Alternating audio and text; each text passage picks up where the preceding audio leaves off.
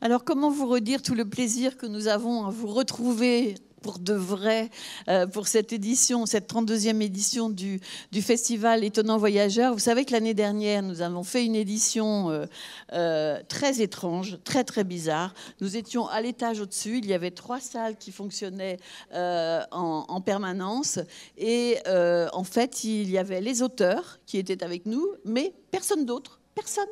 On n'avait même pas le droit de boire un café dans le Palais du Grand Large. On avait le droit de leur offrir, même pas leur offrir à boire. C'était vraiment pénible. Hein. C'était triste. Pas drôle. Et alors, comme l'année d'avant, ça avait été annulé, on se disait, hier encore, est-ce qu'ils nous ont oubliés ? Est-ce qu'ils vont revenir quand même ? Et voilà, vous êtes revenus et ça nous a vraiment fait chaud au cœur. Et merci de retrouver tous ces visages connus pour certains, inconnus pour d'autres. Mais bienvenue au Café littéraire. Vous savez, ce Café littéraire qui a été créé en même temps que le Festival Étonnant Voyageur. Avec, à l'époque, vous savez, il y avait très peu de festivals du livre. C'était des salons du livre. Et nous, dès le départ, avec Michel Lebris, notre regretté Michel, qui est là-bas, qui me surveille quand même, parce qu'il ne veut pas lâcher comme ça, il ne faut pas croire. On avait dans l'idée de se dire, nous, on ne veut pas un salon du livre où les gens sont derrière les stands à attendre pour signer, ce qui est quand même pas toujours facile. Et on s'est dit, nous, on veut un festival, on veut qu'il y ait du cinéma, on veut qu'il y ait de la musique, on veut qu'il y ait de la poésie, plein de choses. Et l'année suivante, il y en avait plein qui faisaient comme nous. Mais on était contents. Et le premier café littéraire, il existait dans la rotonde là-bas. Il est devenu trop petit assez vite, donc on s'est installé ici. Et voilà l'histoire du café littéraire. Et puis en plus, cette année, avec cette possibilité pour vous de voir à travers les stores la vie de la mer qui monte, qui descend. C'est beau, hein, c'est bien. Hein, ça, c'est la nouveauté. Voilà, c'est nos équipes techniques qui ont fait ce travail. Alors, pour ce plateau de début d'après-midi, je suis contente de retrouver Pascal Jourdana, mon complice et compère depuis 20 ans. Depuis 2001. Hein ? 2001. 2001. C'est 2001, ça commence à faire un peu plus que 20. Ouais. Alors, il vous le dira pas en public, mais moi, je vous le dis quand même.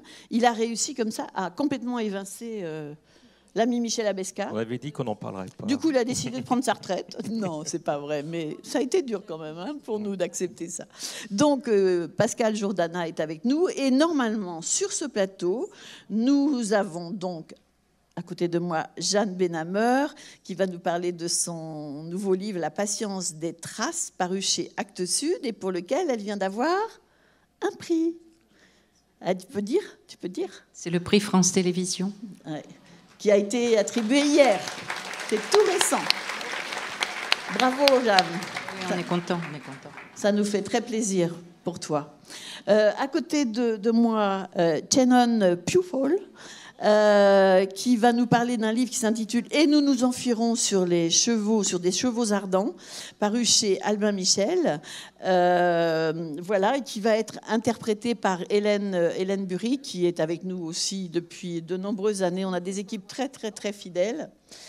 Et puis, à côté de Jeanne, je suis heureuse d'accueillir ici, à Saint-Malo, pour la première fois, Emma Belhadj Yahya. Emna, je dis toujours Emma, que j'ai eu le plaisir de rencontrer au mois de septembre en Tunisie, puisque le festival, Étonnant Voyageur organisait là-bas le congrès mondial des écrivains francophones. Et c'était un joli moment aussi. Et puis, nous devions avoir sur ce plateau... Alors, je pensais que vous étiez au courant, mais certaines personnes m'ont dit « mais non ». Pourtant, il me semble que ça avait été annoncé. Leïla Slimani, qui s'est désistée il y a 10 jours. Voilà. Bah ouais, je suis d'accord avec vous. Quand vous travaillez des heures sur un livre et puis qu'au dernier moment, l'auteur n'est pas là, c'est toujours un peu décevant. Elle a sûrement une raison. Elle a sûrement une raison. Leila Slimani, qui devait nous parler de Regardez-nous danser, donc paru chez Gallimard, qui est la suite en fait du Pays des autres, et qui est voilà, ce sont les deux livres d'une trilogie. Bon, j'espère qu'elle sera là l'année prochaine. Bon, mon cher Pascal, c'est toi qui vas travailler le plus, parce que du coup, moi, j'ai un auteur en moins. Non, c'est les autrices qui vont parler le plus, j'espère. Ah oui. Ah bah oui. J'espère que ce ne sera pas moi. On va commencer avec Jeanne, avec ce livre, La patience des traces, sorti chez Actes Sud en janvier, c'est ça ? C'est très récent. Un tout petit mot, tu es né en Algérie d'un père tunisien, d'une mère italienne, tu arrives en France avec ta famille à l'âge de 5 ans. Alors je remonte très loin, mais très vite, tu écris de petites histoires, des contes, des pièces de théâtre, des poèmes. Et puis, après un passage en tant que prof de lettres, où tu continues à écrire, tu publies, mais très rapidement, à partir de 2000, tu te consacres entièrement à l'écriture. Et tu sors pas mal de livres, hein, plus d'une trentaine, je crois, aujourd'hui. Des romans, des nouvelles, aussi bien adultes que jeunesse, mais aussi de la poésie, du théâtre. 30, je pense que c'est même plutôt 40. Les derniers sont publiés chez Actes Sud. On peut citer Profane, qui a eu le Grand Prix du roman RTL Lire. Otage intime, qui est sorti en 2015, qui a eu le prix des libraires en scène, L'enfant qui, en 2017, et puis plus récemment, Ceux qui partent, en 2019, qui a eu le prix des lecteurs de Corse. C'est pas mal, en 2020. Tout ton travail est reconnaissable, à mon sens. Vraiment, il y a une patte Jeanne Benhammer dans la manière d'écrire, dans la façon dont les mots s'opposent, mais aussi dans un certain rapport au monde, je dirais. Et celui-ci ne fait pas exception, évidemment. C'est le parcours de Simon, un psychanalyste qui a toujours écouté les autres et qui un jour décide de s'occuper de lui, plutôt, et qui va partir au Japon, au lointain Japon, dans des îles encore peu connues, des îles plutôt tropicales ou subtropicales. Et là, il va petit à petit apprendre un autre rapport au temps et avoir des relations avec ses hôtes qui vont être des relations assez fortes, et assez neuves pour lui. Il y a des très beaux passages. Et on va rentrer dans ce texte petit à petit. Mais peut-être que je vais commencer par ça, parce que je trouve qu'il y a dans ton style, dans ta manière d'écrire, je trouve qu'il y a de plus en plus de douceur, en quelque sorte. Il y a eu des livres qui étaient plus durs, plus rudes. Et au fur et à mesure, j'ai l'impression qu'il y a plus de sérénité, plus de douceur, comme un cheminement qui s'accomplit. Et le fait, évidemment, qu'il y ait ce parcours d'un psychanalyste me fait penser que c'est peut-être un parcours personnel aussi. Plus de douceur, bah, tant mieux. Hein. Tant mieux. Non, moi, je crois que c'est l'âge qui arrondit un peu, qui polit quelque chose. Ceci dit, j'écoute ce que tu me dis parce qu'on se connaît depuis longtemps, tu me lis depuis longtemps, ça m'intéresse. Ce que je peux te dire, c'est que j'ai écrit La patience des traces et dans la continuité de cette écriture, j'ai écrit un texte qui s'appelle Le pas d'Isis, qui est paru chez Bruno Doucet. La poésie est chez Bruno Doucet. Et donc, je vais être ici pendant les 3 jours pour les 2 textes. Et dans ce texte, je dis « je » dans Le pas d'Isis. C'est-à-dire qu'effectivement, tu parles peut-être d'une certaine sérénité, mais petit à petit, je crois que j'arrive à vivre en prenant en compte mon rapport au temps, qui est un rapport lent, auquel je tiens beaucoup. Je vis maintenant une partie de ma vie dans une île grecque. Donc ça me va très bien, parce que ça rappelle des choses de la très petite enfance, qui était l'Algérie, à laquelle on a été quand même arraché par les gens qui se sont appelés l'OAS après. Hein. Voilà, je me suis redonné beaucoup de douceur entre effectivement cette écriture qui se déploie entre la mer Égée et l'océan Atlantique, La Rochelle, où je vis le reste du temps. Alors peut-être que ça paraît dans le texte. Quant à la psychanalyse, mon trajet a été... J'ai commencé, j'avais 29 ans. Donc ça remonte à il y a très longtemps. Et ça m'a donné beaucoup de liberté pour écrire. Mais c'est un trajet qui s'est achevé, si on peut dire que ça s'achève, il y a longtemps maintenant. Mais ceci dit, j'ai dédié ce texte à mon analyste, Claudie Cachard, qui était évidemment, moi j'ai trouvé que c'était une femme formidable et qui nous a quittés il y a quelques années. Et je trouve que le métier de psychanalyste est un métier extraordinaire, comme le métier d'enseignant que j'ai bien connu. C'est un métier où l'on ne voit pas ce qu'on fait.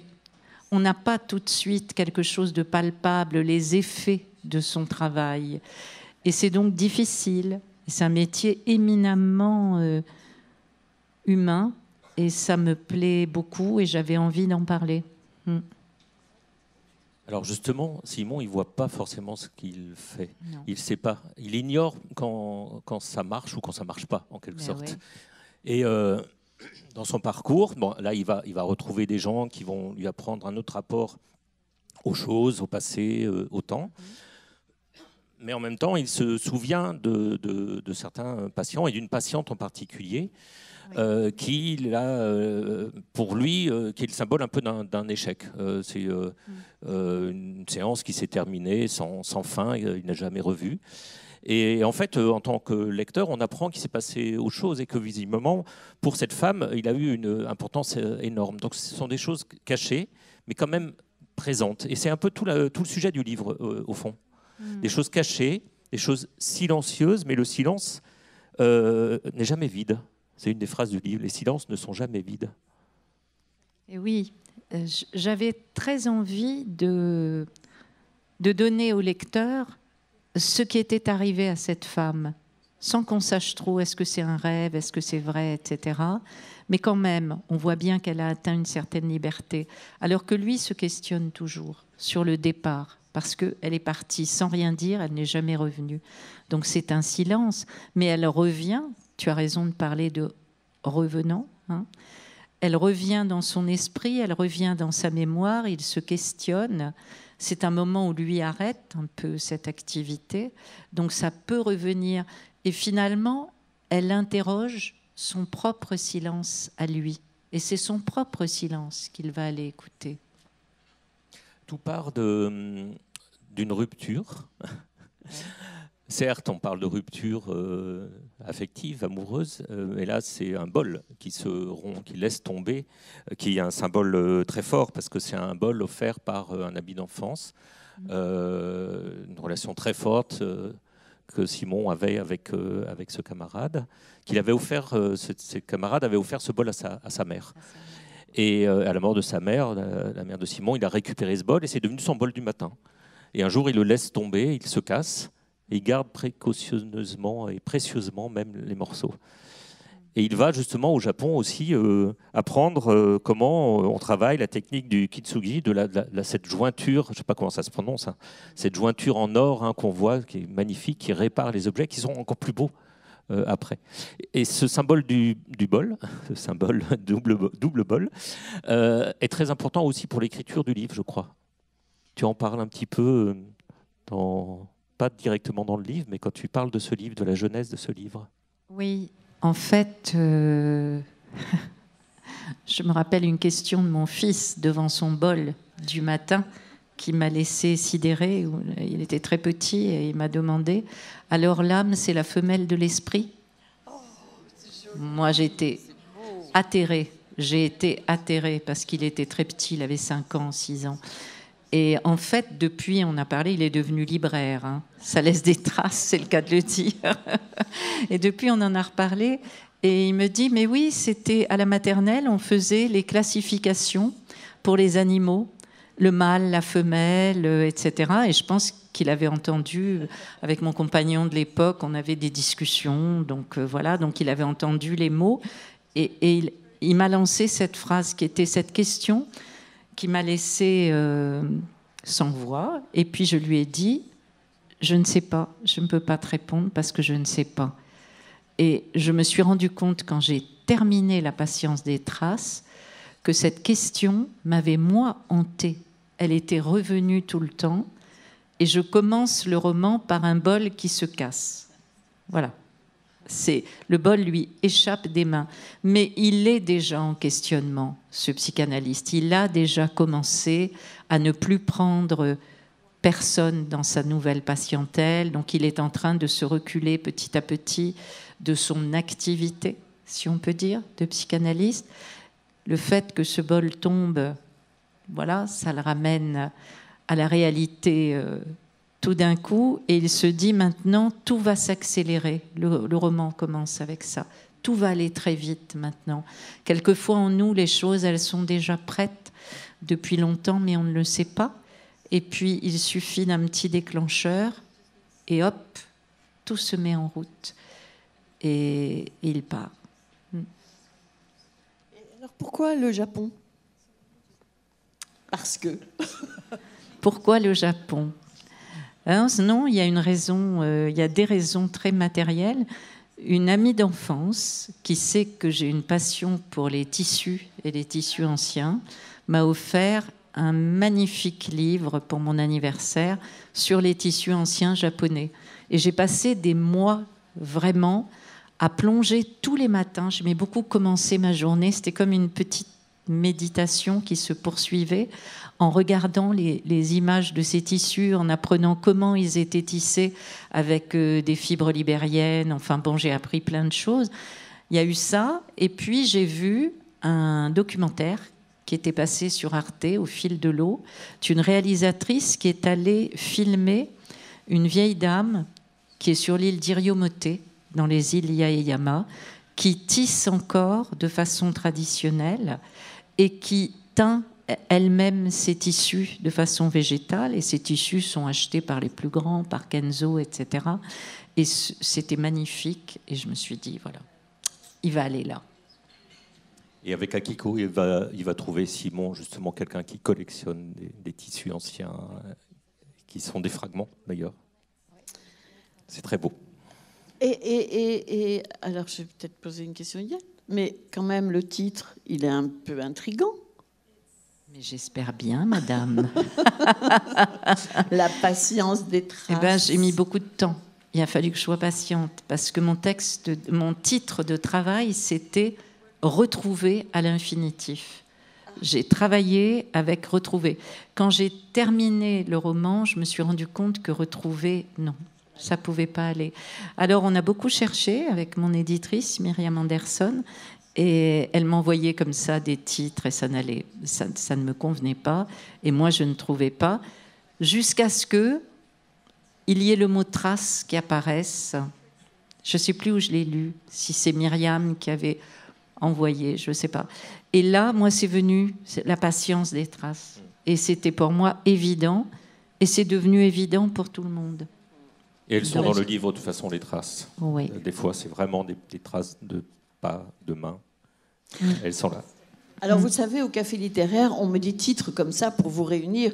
Là, nous avons mis combler les silences. Nous avons choisi ce titre, mais ce ne sont pas des débats à thème. Ce sont des rencontres dans vos livres. Essayez de rentrer dans vos livres. Et d'une certaine manière, je pense, Emna Belach Yaya, que dans ce livre, on comble aussi des silences dans ce livre que vous avez écrit et qui s'intitule « En pays assoiffé ». Avant d'en venir au livre, je voudrais quand même vous présenter. Vous êtes né à Tunis, où vous résidez toujours.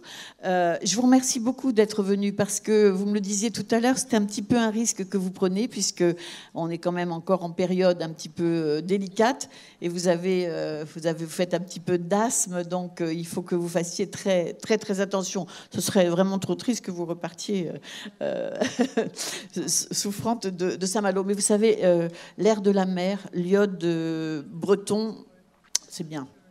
Alors, autrice de 5 romans et d'un essai, vous avez publié à la fois en France et en Tunisie. Vous avez également contribué à plusieurs ouvrages collectifs. Vous avez signé de nombreux articles portant sur les aléas de la modernité, la notion de citoyenneté, les obstacles à l'émergence de l'individu dans les sociétés arabes, et ce, tout au long des 4 dernières décennies. Vous avez participé à la création d'un mouvement autonome de réflexion en faveur des femmes tunisiennes et pour la défense de leurs droits. Vous êtes membre de l'Académie tunisienne des sciences, des lettres et des arts et membre du Parlement des écrivaines francophones. Et votre livre En pays assoiffé est paru aux éditions des Femmes en mai 2021. En juin. Pour un mois près, hein, c'est pas très grave. C'est un livre qui est construit autour du récit de la vie de Nojoum. On prononce Nojoum ? Nojoum, qui est une vieille dame aveugle qui va peu à peu se confier à une amie venant lui faire la lecture pendant la pandémie. Je lis ce petit extrait. Assises à 3 mètres l'une de l'autre, nous avons pris l'habitude, Nojoum et moi, avant de commencer la lecture, d'échanger quelques propos.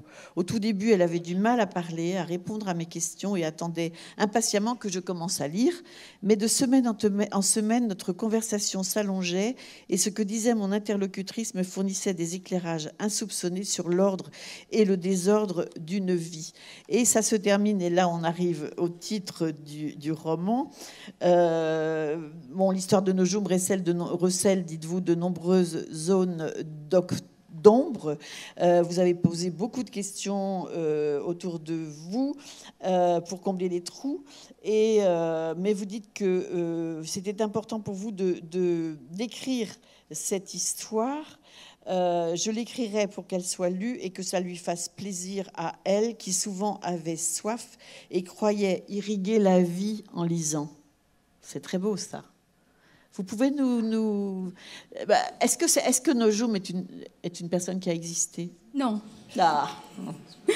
Non, mais Nojoum, oui, elle existe en chacun de nous, peut-être en tout cas dans chaque Tunisienne, parce que les événements qu'elle vit, les épreuves qu'elle traverse, tout ça, le pays les a vécues, les a traversées, mais c'est une fiction avant tout. Et là, en fait, ce que vous étiez en train de lire fait partie du prologue. Donc, on n'est pas encore entré dans le récit. Voilà. Et Nojoum est devenue aveugle à la fin, quand elle avait à peu près 80 ans. Mais en fait, le livre, c'est le récit de toute sa vie et même des vies de femmes qui l'ont précédée, sa mère, sa grand-mère, donc il y a elle au milieu, puis il y a sa mère, sa grand-mère essentiellement, et il y a aussi ses enfants et sa petite fille. Et la petite fille, dans le roman, occupe une place essentielle parce que, en fait, elle pose la vraie question autour de laquelle tourne tout le roman. Et la question que pose donc la petite fille qui s'appelle Yasmine, c'est une traduction de Jasmin. Yasmine, elle pose à sa grand-mère, alors qu'elle est âgée, on va dire, de 10-12 ans, elle lui pose une question essentielle qui est venue suite à l'événement avec un grand E qui est au centre du roman, mais oui. On ne sait ce que c'est que à la page 100. 99, voilà. Je crois. Bon, donc au milieu probablement. Et donc la question que pose la petite fille et à laquelle la grand-mère essaye de répondre jusqu'à la fin, et elle n'y arrive pas vraiment, et pourtant tout tourne autour de ça. La question c'est: comment devient-on un monstre ? C'est quoi la monstruosité ? Pourquoi devient-on un monstre ? Qu'est-ce qui fait qu'à un moment donné, quelque chose se passe, enfin, dans la pensée de la petite fille, il se passe quelque chose, alors que peut-être qu'il ne se passe rien, tellement c'est mystérieux, le mal est mystérieux. Et en fait, c'est une interrogation sur le mal à partir de la question innocente que pose une enfant à sa grand-mère, toutes les deux ayant échappé ensemble à la catastrophe. On n'en parle pas de la catastrophe, on ne dit pas ce que c'est ? On peut le dire, bien sûr, mais c'est pas un roman policier. Enfin. Non. Mais donc, en fait, c'est l'attentat du musée du Bardo. C'est l'attentat du musée du Bardo, effectivement. Voilà. Et la monstruosité, c'est celle d'un individu qui donne la mort, qui semble s'être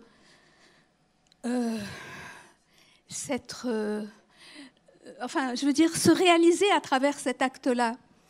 Et pourtant, cette personne-là, on la suit du début jusqu'à la fin. On voit où elle naît, dans quel milieu, comment elle évolue. tous les ratages, tous les malentendus, toutes les soifs et tout ça, on le voit, mais à la fin, on n'arrive pas de répondre. Parce qu'on se dit, malgré tout, on peut ne pas devenir monstrueux. Donc, il y a une interrogation qui porte sur le social, une autre sur le psychologique, une autre sur l'héréditaire. En fait, on essaye d'avoir une approche dans le vocabulaire, je ne sais pas moi comment on dit, des sciences sociales, on pourrait dire multidimensionnelle. Enfin, on aborde du point de vue de l'histoire aussi. Et pourtant, la plupart des questions, en tout cas les questions essentielles restent sans réponse. Jusqu'à la fin, il y a un semblant de réponse, comme quelque chose qui est suggéré par la petite fille qui a grandi entre-temps. Et elle a une démarche à laquelle n'avait pas pensé la grand-mère.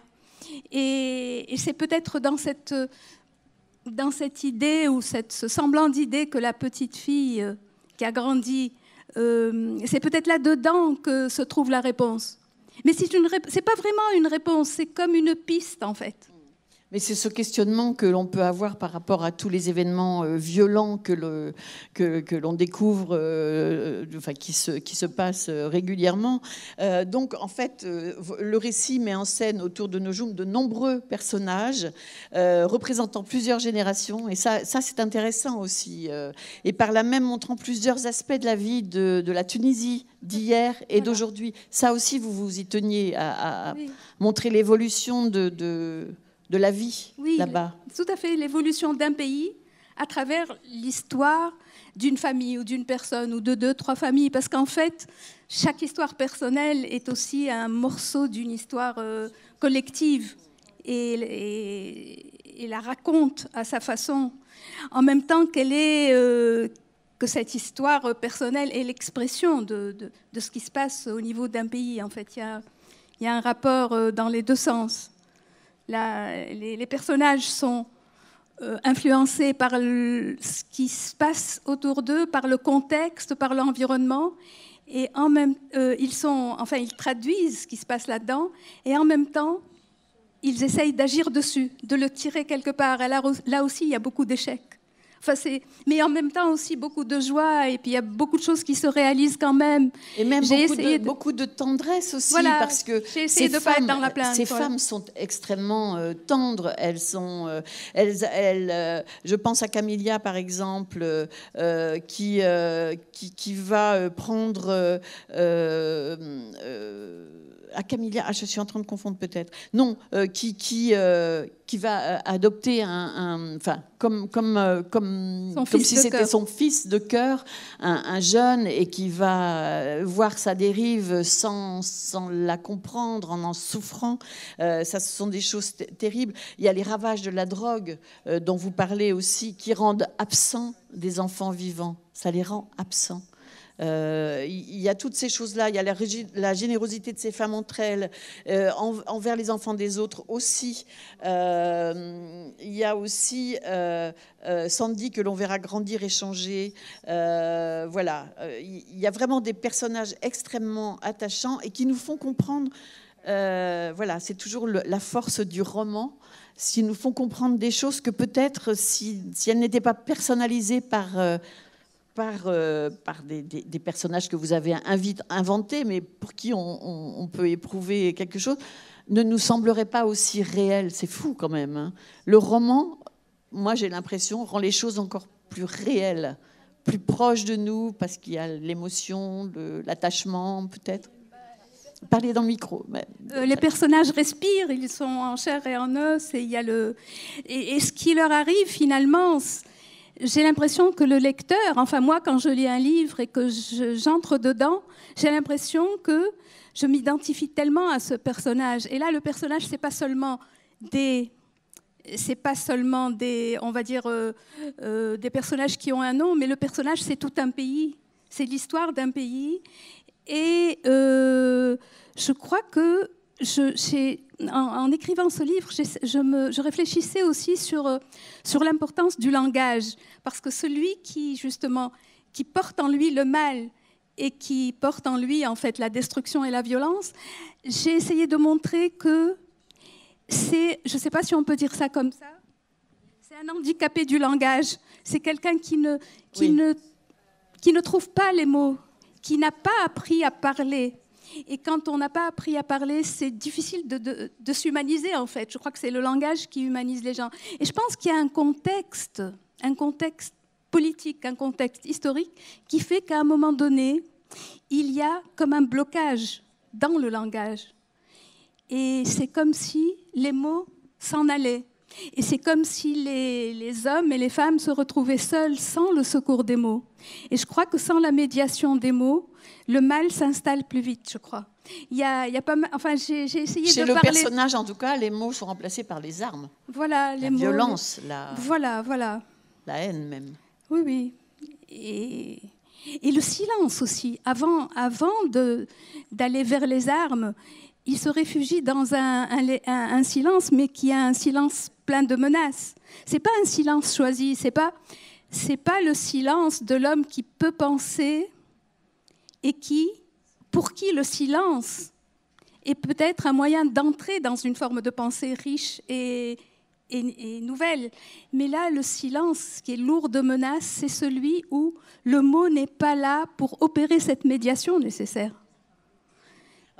C'est un livre absolument passionnant, les personnages sont très attachants, on reste désarmé devant la contradiction qui apparaît dans ce livre entre le désir de démocratie et de développement, de la libération des pires haines contre l'école moderne par exemple, de l'interrogation sur soi, du libre examen, enfin vraiment il y a vraiment beaucoup de choses, c'est à la fois passionnant, c'est aussi parfois un petit peu inquiétant et vous avez mis en exergue une phrase de Florence Delay qui dit ceci: les choses du monde doivent se regarder à l'envers pour se voir à l'endroit. Je l'ai trouvée très, très forte cette phrase et moi ça m'a toujours frappée à quel point on a l'impression de comprendre ce qu'il y a autour de nous lorsqu'on voit les choses qui ne marchent pas, qui vont de travers, lorsqu'on voit leur ombre, lorsqu'on les voit reculer au lieu d'avancer. Et en fait, il y a comme un renversement à faire, mais je crois que c'est nécessaire pour l'écrivain. Et les moments de silence dans l'écriture, ou avant l'écriture, parce que le silence peut aussi précéder pendant une longue période le début de l'écriture, c'est un silence où s'opère cette inversion. Les choses qui vont à l'envers, on essaye de voir ce qu'elles peuvent être, ce qu'elles pourraient être à l'endroit. Ça s'intitule « En pays assoiffé », c'est paru aux éditions des femmes Antoinette Fouque et c'est le livre d'Emna Belhadj Yahia. Merci beaucoup. Merci Emna. Avant de parler du livre de Shannon, c'est juste un petit écho avec ce que vous venez de dire, Emna, sur les mots dont on a besoin pour faire le lien. Évidemment, c'est dans le livre de Jeanne aussi. Mais il y a aussi, ça m'a vraiment frappé, il y a aussi un personnage qui est cet ami d'enfance qui utilisait sciemment, volontairement, les mots de manière mauvaise. Et qu'en fait, la vraie perversion, c'était la perversion du langage. Et ça, c'est très intéressant. Ça fait écho à ce que vous dites. C'est-à-dire que ça marche, les mots, évidemment, quand ils sont utilisés à juste titre. Ils peuvent être dévoyés ils peuvent aussi. être fortement dévoyés. Et c'est peut-être aussi ce qu'on va découvrir avec ce livre. Et nous nous enfilons sur des chevaux ardents de Shannon Pfahl. Alors, un petit mot pour vous présenter. Vous êtes originaire du Kansas. Vous enseignez la littérature à l'université de Stanford, en Californie, où vous aviez fait vos études. Pendant de nombreuses années, vous avez travaillé comme autrice de musique indépendante et barman. Et vos essais et premiers textes qui étaient sur des sujets divers de l'Amérique du XVIIIe siècle, sur des livres, des textes aussi sur votre enfance, ont été publiés dans de nombreuses revues, des revues et des magazines prestigieux, avant un premier roman qui est celui-ci, et nous nous enfilons sur des chevaux ardents, qui a eu du succès immédiatement, et qui même, paraît-il, en cours d'adaptation pour le cinéma. Alors, un petit mot du récit. On est à San Diego en 1956, donc en Californie. Muriel a quitté son Kansas natal, comme vous, on dirait, avec Lee, l'homme qu'elle vient d'épouser, mais qu'elle connaît à peine. Elles se sont à l'étroit dans sa vie de jeune mariée. Là, évidemment, c'est raconté avec plus de subtilité que ce que je suis en train de faire. Et petit à petit, elle va secrètement au champ de course de chevaux, parce qu'elle a entendu dans le bar des hommes qui tenaient à peine compte d'elle parler et dévoiler en quelque sorte des astuces de joueurs, de parieurs. Et elle va elle-même commencer à éprouver le frisson du pari, mais surtout finalement de ce monde un peu inaccessible aux femmes. Il y a très peu de femmes qui parient, qui sont là au champ de course. Quand elles sont là avec leur mari. Et c'est le frisson de la liberté, en fait. En plus, elle gagne. Et en plus, elle gagne. En plus, elle est maline parce qu'elle comprend très bien ce qui se passe. En parallèle, on a le récit de Julius, son beau-frère, donc le frère de Lee, qui est renvoyé de l'armée pour son homosexualité. Il est chargé, lui, de repérer les tricheurs dans un casino de Las Vegas. Donc on est dans le monde du pari aussi, et de la triche, ce que Muriel ne fait pas, hein. Elle joue sérieusement. Et puis un jour, il tombe amoureux. Et pour lui, ça va être aussi une histoire incroyable. Tous les deux, en fait, vont avec des parcours comme ça un peu parallèles. Ils ne tombent pas amoureux l'un de l'autre, hein. Pardon ? Ils ne tombent pas amoureux l'un de l'autre du tout. Lui, il tombe amoureux d'un homme, et elle, il se passe des choses qu'on ne va pas dévoiler de suite. J'ai l'impression, Shannon, que le projet du livre, c'est justement à travers le destin de ces deux êtres qui sont jeunes, hein, et ils ont la vingtaine en fait, c'est la question du désir. Ils refusent de se conformer aux règles de leur temps, de leur époque, mais malgré tout, ils sont obligés de se cacher, donc c'est des difficultés, et finalement, ils arrivent à trouver leur destin. C'est cette quête de soi, malgré les règles extrêmement fortes, qui vous a motivé pour écrire ce livre, cette quête et cette liberté personnelle?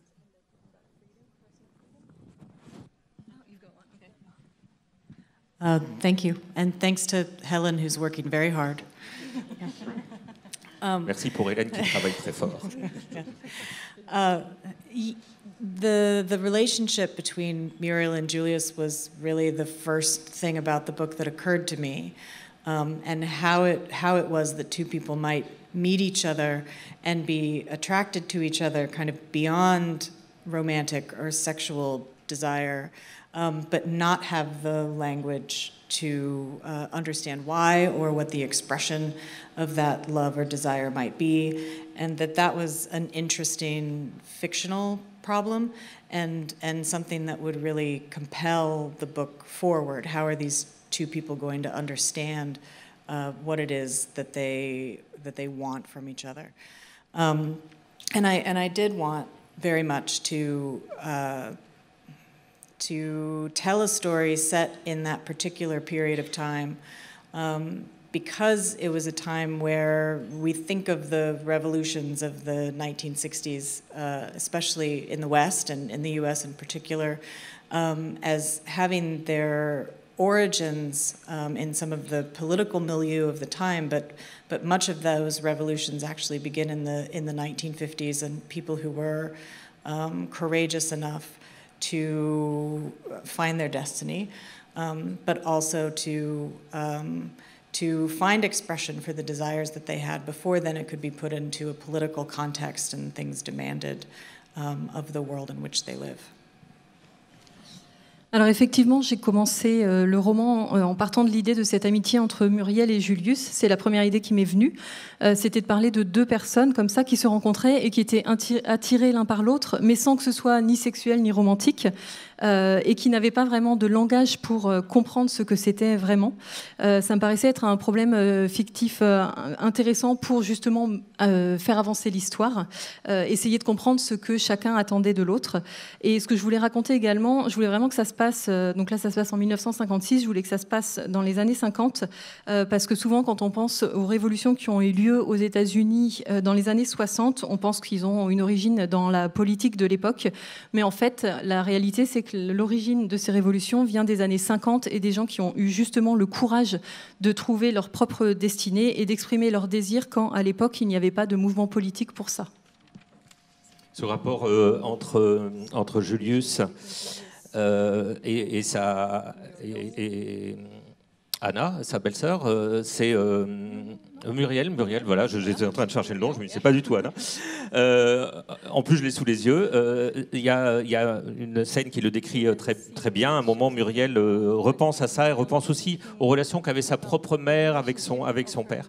Et elle dit, à l'époque où elle avait vu Julius allongé sous sa fenêtre, Muriel ne savait pas qui ni comment il aimait, ni si elle-même l'aimait. Elle savait juste que son attention envers elle reflétait un amour instantané et franc, sans désir ni union charnelle, mais tout aussi ardent. Et cette puissance, finalement, de la compréhension de quelque chose de très affectif entre eux, et peut-être aussi de la compréhension de ce que l'autre peut éprouver en termes d'amour avec d'autres personnes. Elle comprend rapidement que Julius est dans un autre univers. Elle va même un petit peu enquêter, elle va partir un peu sur ses traces, elle va découvrir son monde, elle va le voir danser avec des hommes, elle va se retrouver dans cet univers-là, par amour au fond, parce qu'elle a envie de le comprendre. Yeah, that was a central attraction that I wanted to explore.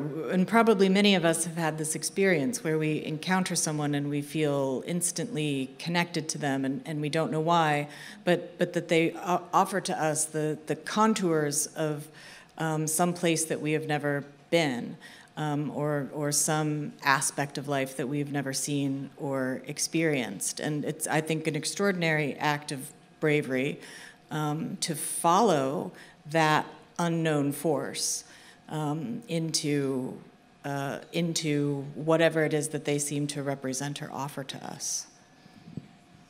Effectivement, cette attraction est vraiment au centre du roman et je pense qu'on est nombreux à avoir connu ça. On rencontre quelqu'un et tout de suite, on ressent quelque chose, on se sent attaché à cette personne qui a quelque chose à nous offrir qu'on ne connaît pas, qui ne voit pas forcément la vie comme nous. Et justement, c'est très courageux de suivre ces gens et d'avoir la force d'aller justement découvrir quelque chose qu'on ne connaît pas. En fait, son mari, le mari de Muriel, il est très amoureux de sa femme. Il est un peu mis de côté dans cette histoire, hein, non? He is on the side a little bit, though. I hope that he gets sketched in a meaningful way. One thing I learned early in writing the book was that it was important for him to be lovable.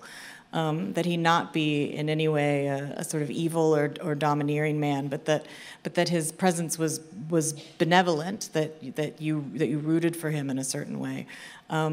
But his role in the novel is really the role of that sort of third party that brings people together. But the role of the third party is always its own kind of risk, that the people you bring together will eventually abandon you. And I do think that's partly what happens to Lee. Ah oui, effectivement, il est un peu mis de côté, mais par contre, pour moi, il a quand même un sens dans cette histoire. J'ai appris très vite en écrivant ce roman qu'il fallait qu'il soit quand même apprécié des lecteurs. Il pouvait pas être méchant, il est bon et on a envie qu'il lui arrive des choses bien. Le problème, c'est que en gros, c'est le troisième du groupe, mais c'est lui qui les fait se rencontrer. Oui. Par contre, au final, le risque, c'est que quand on met les gens en lien, c'est qu'au final, on se fasse abandonner soi, et c'est un peu ce qui lui arrive. C'est un peu ce qui lui arrive. Et justement, la relation entre les deux frères, elle est très particulière aussi, parce que là, il y a beaucoup de non-dits. Il y a de l'affection, mais au fond, Lee ne cherche pas vraiment... voilà, il y a de la confiance et de l'affection, mais il ne cherche pas vraiment à comprendre son frère Julius. Lee, il accepte comme il est, mais au fond, il y a des choses qu'il ne veut pas voir ou qu'il ne veut pas dire. Donc ça les rend distants aussi. And I don't know if this is cultural or if I can make a generalization, but that's how families are, right? That we keep hidden from each other the things that are necessary for us to go on loving each other. And so in that way, I don't think there's anything particularly unusual about their relationship. But I do think that the sort of navigation that Lee has to do is in finding the things about his brother that he can love. He feels like a caretaker for his brother. But also those particular kinds of familial silences are the ones that kind of allow our survival in a certain way, where in that silence is a lot of content that has to do with true acceptance. We think of true acceptance as knowing everything and loving anyway, but there's a way in which true acceptance is actually about finding the spaces in which we do not meet and cannot know each other, and being willing to live in that. Alors, je ne sais pas si c'est un problème de culture, mais pour moi, c'est le principe de la famille, en fait. Effectivement, on a, dans les familles, on a tendance à cacher des choses pour continuer, enfin, pour être sûr que les autres continuent de nous aimer. Pour moi, ça n'a rien d'exceptionnel. Par contre, peut-être ce qu'il y a de plus particulier, c'est la façon que Lee a de naviguer. Il essaye de continuer à aimer son frère, et il le fait à travers ce silence de la famille. Le silence dans les familles, ça permet de survivre quelque part. Et dans le silence, le silence veut dire quelque chose. C'est pas juste un silence. Et on pense souvent que accepter réellement les gens, c'est de tout savoir et d'aimer quand même. Mais pour moi, accepter vraiment les gens, finalement, c'est aussi d'accepter de ne pas tout savoir, justement. Alors, je ne sais pas si vous avez retenu le titre du livre que vous a cité tout à l'heure Pascal. Et nous nous enfuirons sur des chevaux ardents. Eh bien, ils sont où les chevaux?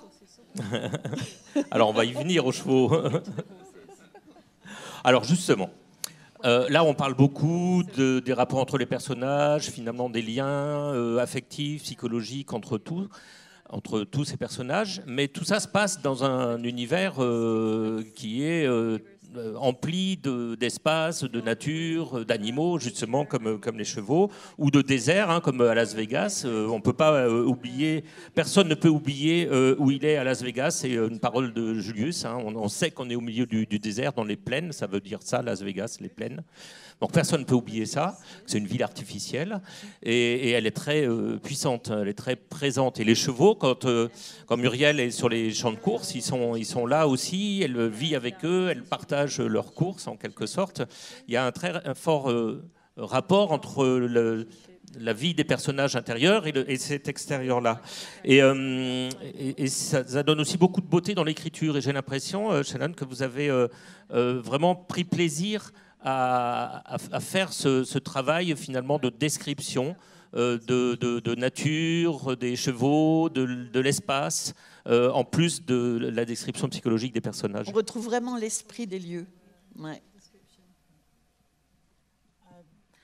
When I was having people read this novel and give me some editorial advice about it, one thing that people often said was some version of, this is a moment when a character needs to feel something instead of looking askance and describing the landscape, which is my tendency as a writer. But the landscapes do become places on which a certain psychology that has very little language in the world that these characters live in can be externalized and given some form of expression. But I do think that when you're writing about the American West, there's no escaping what is, I think, a very basic fact, and one that those of us living in the West are coming to terms with, which is that it's not a particularly livable place for human beings. It's very arid. There's not a lot that naturally occurs that one can find for sustenance, and so they're really characters who are plopped down in a very inhospitable place, not just abstractly or politically, but quite literally.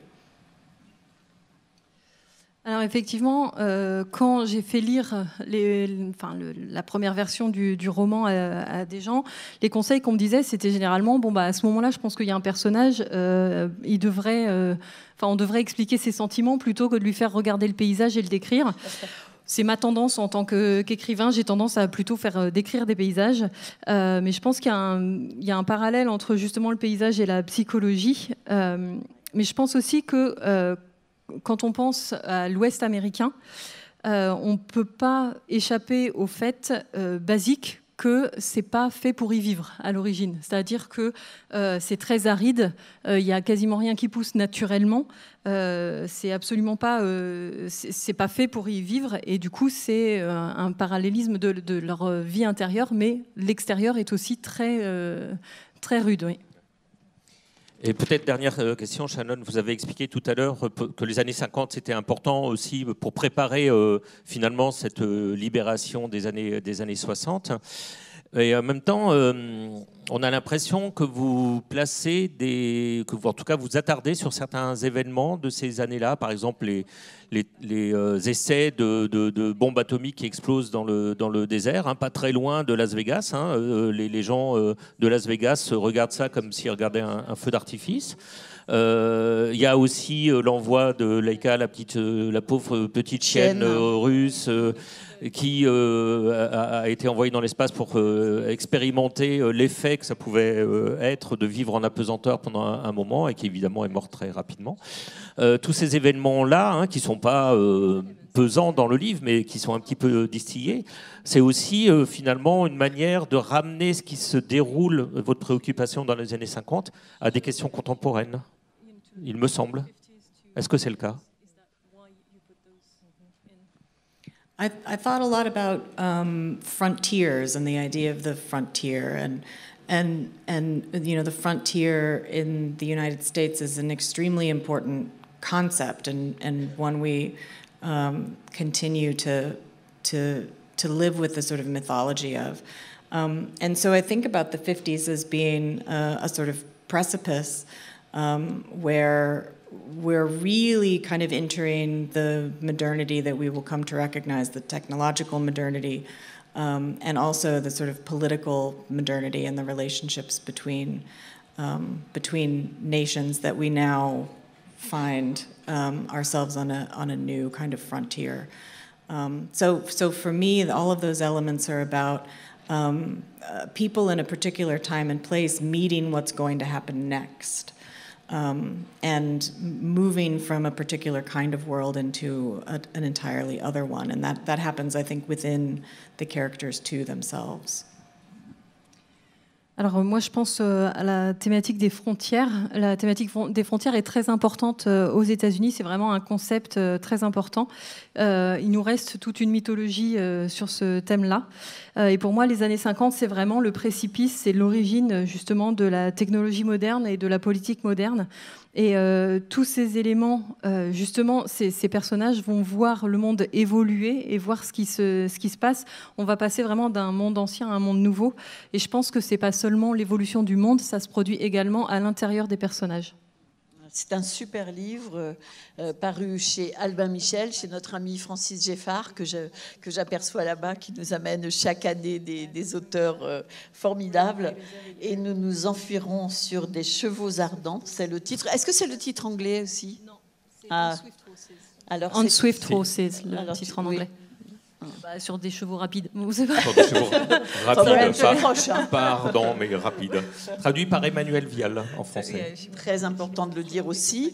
Nous avons aussi parlé du livre d'Emna Belhadj Yahya, En pays assoiffé, paru aux éditions des Femmes. Et puis le livre de Jeanne. Et puis La patience des traces de Jeanne Benhammer aux éditions Actes Sud. Voilà, merci France à Télévisions, tous. Tout neuf. Merci Hélène pour la traduction. Alors on va faire une petite pause. Alors comme on vieillit un peu, on s'accorde des petites pauses maintenant, hein, juste pour voilà. On vieillit ensemble, moi plus vite que toi. Je ne sais pas pourquoi tu ne me rattrapes pas d'ailleurs.